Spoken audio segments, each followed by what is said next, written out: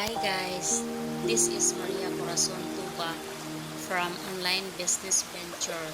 So ipiplex ko po sa inyo yung business na napasukan ko. So ganito po yan. Wala kang bubuksang tindahan, wala kang babayarang pwesto, wala kang babayaran ng mga tao. Pagkagising mo, bubuksan mo lang ang cellphone mo o di kaya laptop mo, andyan na agad ang blessings mo. O diba, sobrang ganda, not to hype you ha. Very flexible ang negosyong to. Bakit? Kasi dala-dala mo kahit saan ka magpunta, kahit nasa bakasyon ka, pwede mong gawin kasi portable nga ito.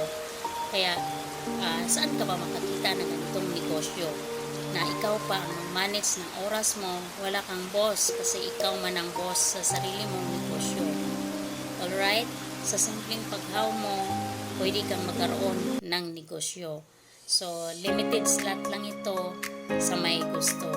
Kaya comment ka or mag-message ka sa video na to